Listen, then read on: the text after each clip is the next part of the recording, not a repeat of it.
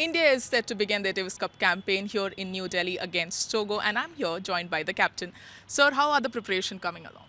So far so good. We've started early. We've got all the boys came in much earlier than normally we come in. Uh, they all came from different areas. Some were playing at the Australian Open, some were in Europe. So the idea was that we get in early and get acclimatized to Delhi and the conditions here.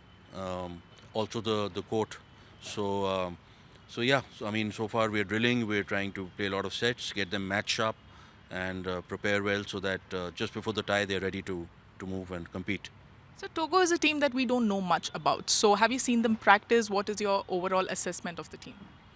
So I had a look at them yesterday, and I have a team that is going to be making some notes on them even in today's practice. Um, well, I mean, they've beaten 10 countries. They are here where we are. So obviously, in this new format, uh, it's you're not going to get anybody who's going to be easy. Earlier, the format was different before 2019, where if we lost in the playoffs or if we lost in the first round, then if you came back, it was zonal. We came back to Asia, we were always seeded, and we got an easy country to play, and we could go back in. But now, for the last 4 5 years, it's not the same.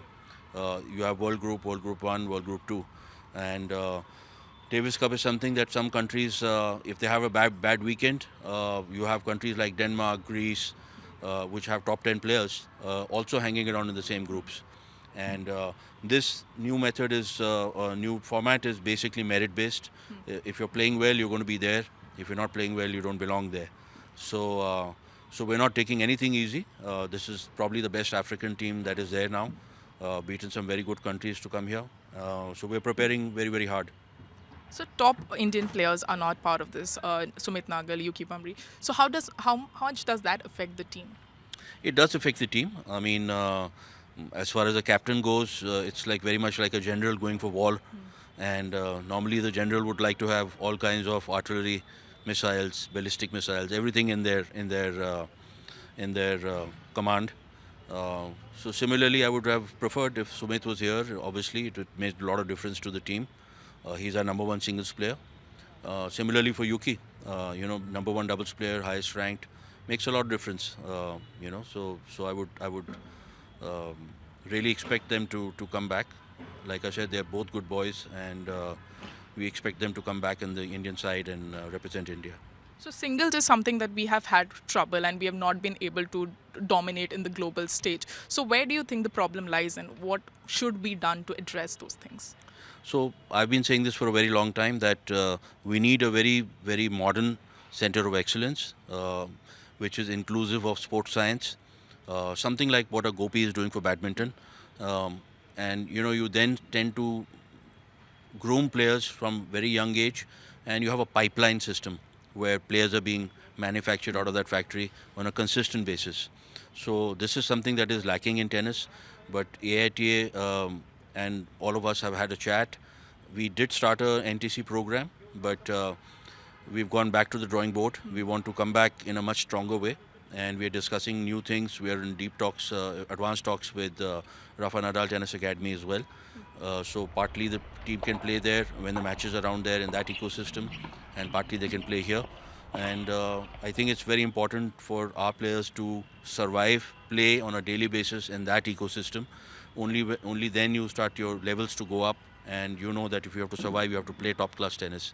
So with this thought, we are going to be restructuring and moving forward with the center of excellence.